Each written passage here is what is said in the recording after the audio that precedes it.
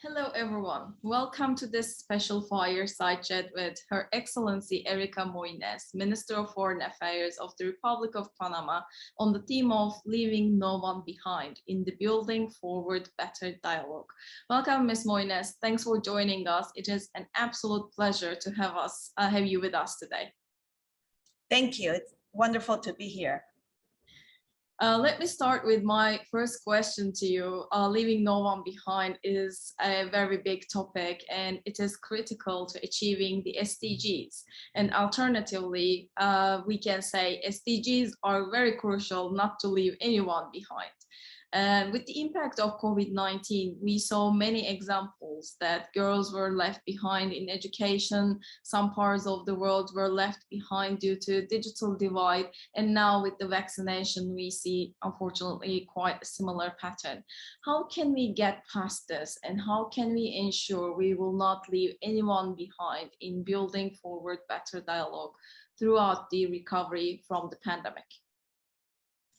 Yeah, I would start by saying that I share the same concerns as we walk and we try to get and support the needs of our country.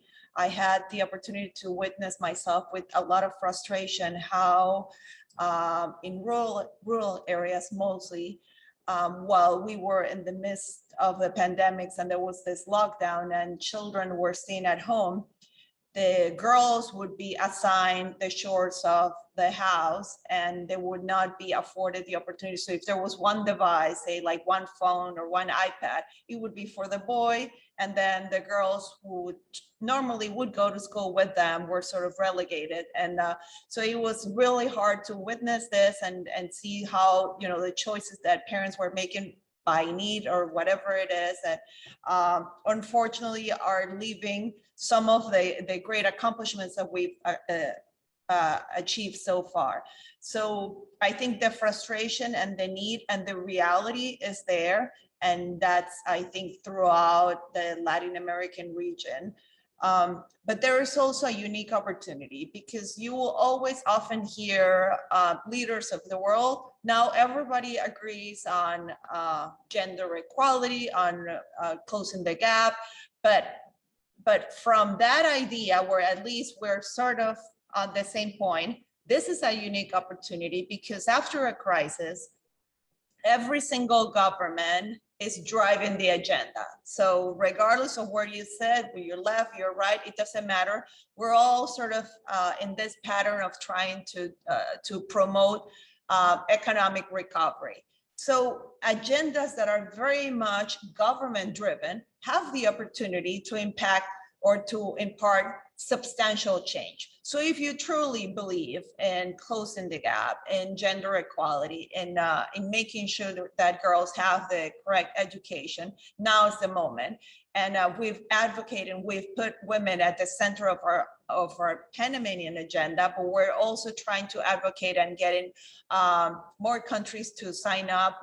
For instance, Panama is the steering committee of EPIC, the Coalition for Equal Pay, and we're also trying to get other countries involved. It is a unique opportunity, again, to say, okay, you really believe in this. Now, what programs of your economic recovery have women at the top? Are you imparting, for instance, fiscal credit? Okay, which one specific to make sure that women, entrepreneurs, etc. On the education front, okay, so we have schools back to quasi-normality. How are we making sure that girls are returning to the classroom and not being left behind? That's really good.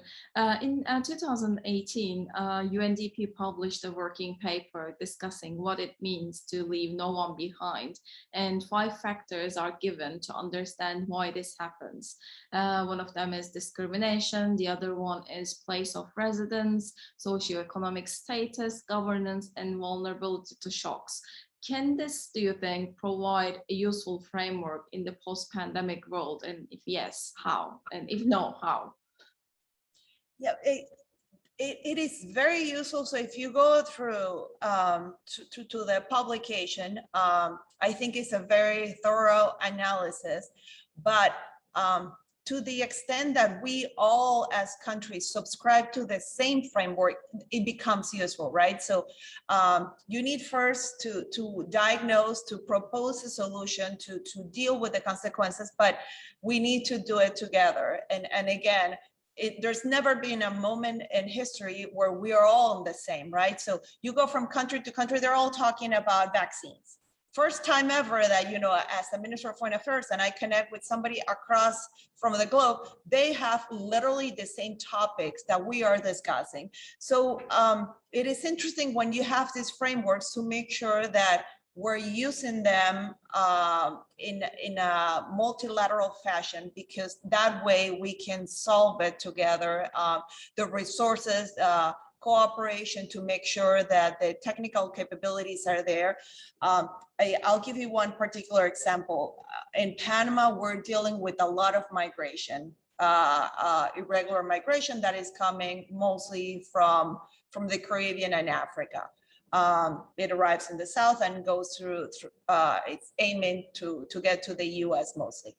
How we're sharing how to deal with this migration, to be supportive in a humanitarian manner for all these migrants, it's absolutely critical. And if you see some of the issues mentioned there, and it also goes to the point, so one of the biggest sources of migration right now is Haiti.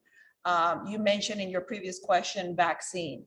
So Haiti, with the poverty levels that it has in our region that are terrifying, it was the last country to receive vaccines. I think it was maybe 6 weeks ago when it got the first vaccine.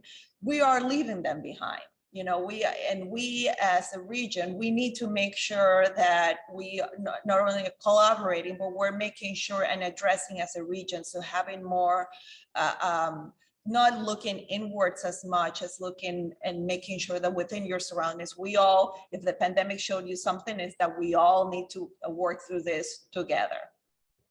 Yeah, that's absolutely correct. We learned that we are in this together throughout the pandemic. And again, as you mentioned, maybe it's the first time ever in the world's history that every country is speaking about the same thing. It is a great choice and at the same time, great opportunity. That's why we are not saying that we should build back better, but we should build forward better, because back was not good enough. So it is very important that you touched on these points. Another big topic is about, you know, financing and funding, and we regularly speak about the need to provide financing for the global goals, and the gap is massive. What kind of actions you take in your country to bridge this gap? So first, on a local level, through the pandemic, you had two choices, whether you chose to sort of allow everybody to venture on their own or to provide some form of relief. We chose the latter. We are still supplying some form of relief because the unemployment otherwise and the poverty levels would have risen significantly. And I think that's very important because making sure at the end that there's social peace, that there are no riots, that there's no this unrest, allows you to sort of ride the wave together. And once the conditions are there, then you start thinking how we're gonna get through this. And then the second piece is sort of the more regional or the more international approach. One example that comes to mind would be climate change. As a Central American, because Panama, within Central America and also the Caribbean, we are deeply affected by the consequences of climate change. And one of the consequences is that all your resources then end up being allocated to make sure that every time there's a hurricane or some massive natural disaster, you're taking care of that rather than dealing with the inequality, with the poverty levels. And we all as an international community, we need to be aware of that. There are this sort of more powerful economies that have been able to allocate significant resources as they come out of this this economic recession, but the other countries are not in the same position. They don't have the resources, and we are proposing, and in fact, I think we'll have a regional forum that we will be hosting to, first of all, think about it. So just as I mentioned in the previous one, it is important to first discuss it and come up with a framework of what we all agree that is fair. And for that, we need, the academia, we need private investment, we need, private sector, we need all governments to come together and talk about it. But the export credit agencies, the development banks of the world could be an arm to drive these resources into the countries that need them and ensure that they have the resilience that when, there is, for instance, a massive hurricane, you're not allocating all your national resources to deal with that rather than with your agenda, which should be to close in the gap in terms of inequality and poverty. Yeah, that's excellent. You mentioned about climate change, and it is probably one of the big topics that is on the agenda of humanity at the moment. And some parts of the world started realizing it more. Some parts of the world it's less. And COP26 is coming up. What do you think your agenda would be for COP26, and what kind of actions you would call for the world to take? Panama is surrounded by water, and we have the Panama Canal, which is one of the main waterways of the world. So ocean is something that we are trying to get focus on when you're dealing with climate change. Often we think about, for instance, forests or reforestation, and we forget the oceans. Any minor change that we do that it impacts the ocean is at the end the #1 carbon sink in the world. It is actually what is keeping all afloat. So having the ocean as a top priority, and within that, Panama just came forward with the protection of 30% of their oceans, of our oceans, which means that there is a marine corridor that goes through our Pacific coast. And how we're trying to mix the local with the regional is what we're trying to drive through COP26. We've invited our neighbors, meaning Costa Rica, Colombia, and Ecuador, to join us in this protection. So then you see what you can achieve, not by one country doing it, but as a region or as a bloc. If we all achieve this protection, the entire marine corridor would be protected, driving massive benefits for biodiversity, to ensure for the carbon emissions, etc. So having at least a target where you're not thinking just you, or and I will say, for instance, Panama is one of the 3 countries in the world that is carbon negative. There's Bhutan, Suriname, and Panama in the world. But what do we do with that? So again, it is wonderful what you can achieve, but then you have to make sure that you're bringing others along, and that you're truly making a difference in terms of the actions that you're taking. Thank you so much. Very good points indeed. Another important topic is localization. Again, pandemic has shown us that we need to empower grassroots organizations, because in the case of a pandemic, globalization was not working very well. So we need to be strong regionally and locally as well. And the localization agenda aims to look at how local communities can be empowered. How has Panama aimed to promote this agenda to help the humanity to move forward better? Yeah, again, the pandemic seems to be sort of this a massive experiment of ideas or how you dealt with it.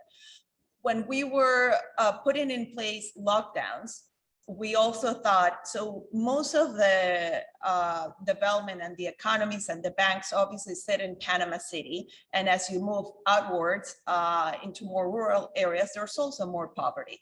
So one unique opportunity is to provide incentives during the pandemic or during the lockdown to move away from the city and outwards, decentralize into all these local cities that need development, need investment. So even with the measures that we put in place, we were sort of motivating and incentivizing people to actually drive that kind of development. But at the end, you will see if the resources are not there.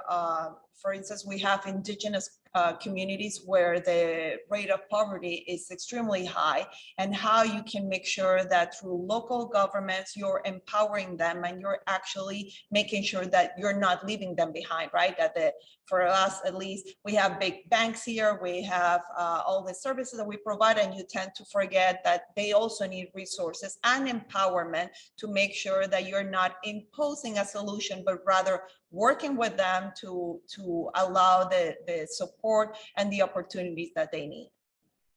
That's great. You also host one of the most important humanitarian hubs on the world. So I really would like to congratulate you on that, because it shows a great vision.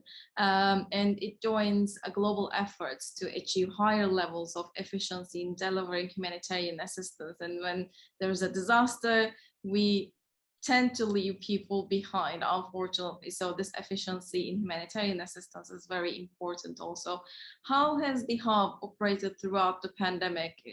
Can you give us a bit details and your experience with the humanitarian hub?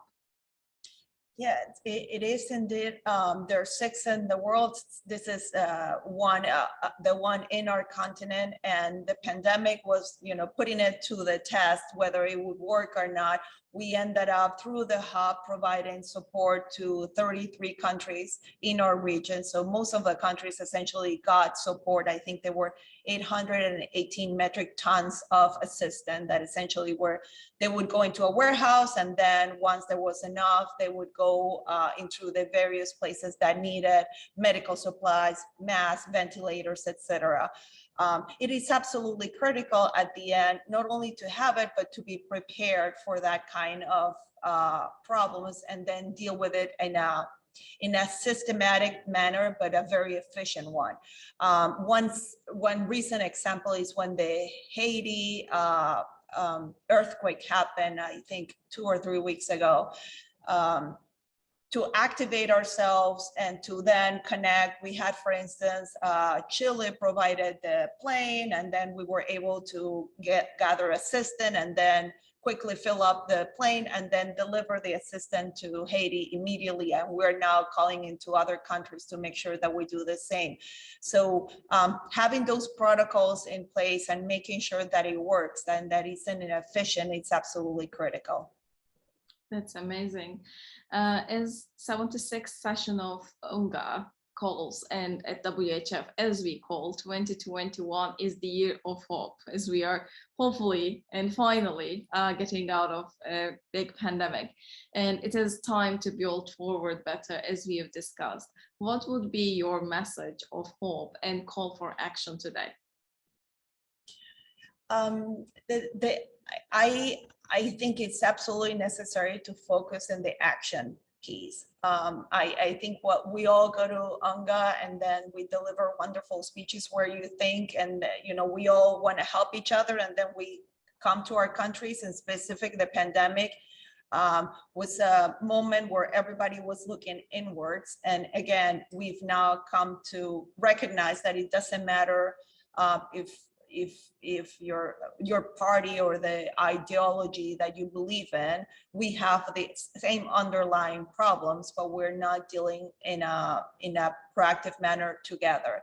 And unfortunately, I think that at least for the Latin American region, the pandemic was terrible, was really in terms of, I think the number of deaths compared to population, the vaccine distribution, I mean, everything related, our scorecard wasn't great, and we need to recognize that, but we need to also do something about it, and we need to do it together.